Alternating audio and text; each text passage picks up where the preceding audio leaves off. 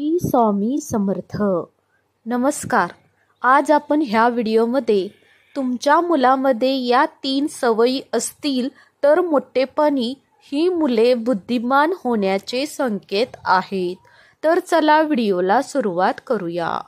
लहानपणीच मुलांमध्ये अशा काही सवयी दिसून येतात ज्या मोठेपणीही मुलं खूप बुद्धिमान होणार आहेत किंवा हुशार होणार आहेत याचे काही संकेत तुम्हाला मिळत असतात. अशा कोणत्या सवयी आहेत तुमच्या मुलामध्ये? या सवयी आहेत का? तर आजच्या व्हिडिओमध्ये आपण पाहणार आहोत. बाळाचे पाय पाळण्यात दिसतात ही म्हण आपल्याकडे खूप प्रचलित आहे. सगळ्या म्हणी अनुभवातून आलेल्या आहेत. यामुळे या म्हणीमध्ये सुद्धा खूप मोठा अर्थ दडलाय. आई वडील होणं ही साधी गोष्ट नाही. आपल्या मुलावर चांगले संस्कार व्हावे, आपली मुलं बुद्धिमान निघावीत, चांगली माणूस म्हणून आयुष्य जगावीत, यासाठी सगळेच आई वडील आपण प्रयत्न करत असतो. पण तरी सुद्धा मुलामध्येही मुळातच काही सवयी लहानपणापासूनच असतात किंवा मुलांचा स्वतःचा असा एक स्वभाव असतो आणि त्याप्रमाणे ते पुढे चालतात. मुलामधल्या अशाच 3 सवयी किंवा 3 गोष्टी आपण बघणार आहोत ज्याकडे आपला बघण्याचा दृष्टिकोन चुकीचा असू शकतो, पण मुलामधले ते गुण असू शकतात जे त्यांना पुढे जाऊन तल्लख बुद्धिमत्ता तसेच हुशारी देऊ शकतात. काही अभ्यासकांच्या मते बुद्धिमान मुलांच्या खेळण्याच्या वागण्याच्या सवयी इतर मुलांपेक्षा बऱ्याच वेगळ्या असतात.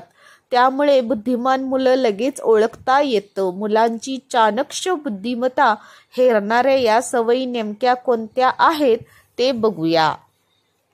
बऱ्याचदा हा अनुभव अनेकांना येत असेल. कितीदा सांगून ही मुलं एका जागी स्वस्थ बसत नाहीत. प्रत्येक गोष्टीला हात लावून बघण्याची, तसंच कधी कधी तर एखादी वस्तू फोडून फाडून तिच्या आत काय आहे हे बघण्याचं कुतूहल मुलांमध्ये असते. तर ही सवय पालकांची डोकेदुखी ठरते खरी, पण यामध्ये हेच दिसतं की तुमच्या मुलामध्ये कुतूहल भरपूर आहे, जिज्ञासा आहे, त्याला काहीतरी जाणून घ्यायचं आहे. ही सवय मोठं झाल्यावर कुठल्याही गोष्टीच्या तळाशी जाण्याची सवय मुलांना लावते. म्हणून तुमच्या मुलांना ही सवय असेल तर तुमची मुलं सुद्धा बुद्धिमान आहेत.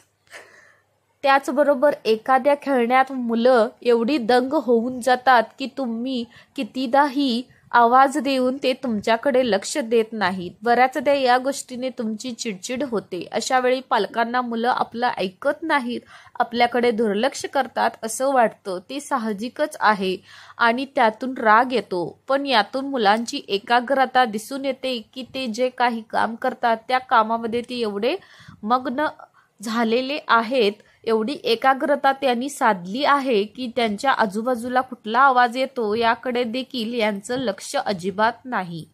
आणखीन एक सवय ती म्हणजे पालकांसाठी नेहमी डोकेदुखी ठरते. ती म्हणजे मुलं वारंवार प्रश्न विचारतात. खरं तर हा मुलांचा स्वभाव असतो की कुठलीही गोष्ट जाणून घेण्यासाठी ते अनेक प्रश्न विचारत असतात. आणि ही गोष्ट चांगली आहे का? कुठे केव्हा असे प्रश्न विचारले जातात का? फक्त त्याची योग्य उत्तर पालकांनी दिली पाहिजेत. बऱ्याचदा काही प्रश्नांची उत्तर पालकांनाही माहीत नसतात. अशा वेळी प्रामाणिकपणे मान्य करावं आणि त्या प्रश्नांची उत्तर शोधून मुलांना सांगावीत. किंवा बऱ्याचदा काही प्रश्नांची खरी उत्तर मुलांना सांगणंही शक्य नसतं. त्याचं वय लहान असतं किंवा इतरही काही गोष्टी, पण अशा वेळी त्याचं लक्ष विचलित करावं. पण त्यांच्यावर प्रश्न विचारल्याबद्दल रागवू नये, त्यांना ओरडू नये, कारण या सवयी मुलांच्या बुद्धिमत्तेची चमक दाखवतात.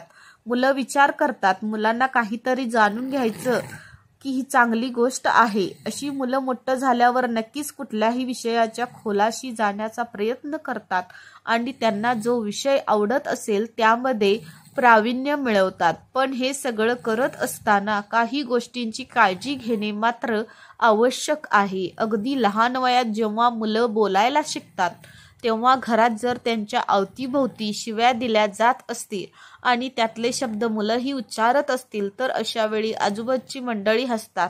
मुलांना त्यातून वाव मिळतो असं होऊ न देता मुलं आजूबाजूला असताना कुठलेही अपशब्द वापरू नका. मुलांच्या कुठल्याही चुकीच्या कृत्याला हसू नका. बऱ्याचदा असं होतं की लहान वयात मुलं काहीतरी बोलून जातात, मोठ्यांचं चुकीचं अनुकरण करतात, पण ती लहान आहेत, गोड दिसतायत म्हणून सगळेजण हसत असतात, पण त्यातून मुलांना चुकीच्या गोष्टी करायला प्रोत्साहन मिळतं. म्हणून मुलं जी काही चुकीची गोष्ट लहानपणी करतात ते तिथेच थांबवायला हवी, जेणेकरून त्या गोष्टीचे मोठे स्वरूप होणार नाही. त्याचबरोबर जर तुम्हाला असं वाटत असेल की तुमच्या घरातल्या लहान मुलीने किंवा मुलाने तुमच्याशी कधीही खोटं बोलू नये, तर तुम्ही त्याच्याशी किंवा त्यांच्यासमोर तुमचे नातेवाईक, मित्रमैत्रिणी यांच्याशी कधीही खोटं बोलू नका. कारण मुलांना तुम्ही काय सांगता त्यापेक्षा तुम्ही कसे वागता याचा परिणाम मुलांवर जास्त होत असतो. म्हणून जर मुलांनी तुमच्याशी खोटं बोलू नये असं वाटत असेल तर तुम्ही सुद्धा मुलांसमोर कुणाशीही खोटं चुकूनही बोलू नका. या व्यतिरिक्त आई वडिलांनी आपल्या घरातील वातावरण सकारात्मक ठेवण्याचा प्रयत्न करावा. घरात नेहमीच भांडणे होत राहिले तर त्याचा परिणाम मुलांच्यावर होतो. जर तुम्हाला हा व्हिडिओ आवडला असेल तर प्लीज चॅनलला लाईक करा, सबस्क्राईब करा आणि असेच नवनवीन व्हिडिओ बघायला विसरू नका. धन्यवाद. श्री स्वामी समर्थ.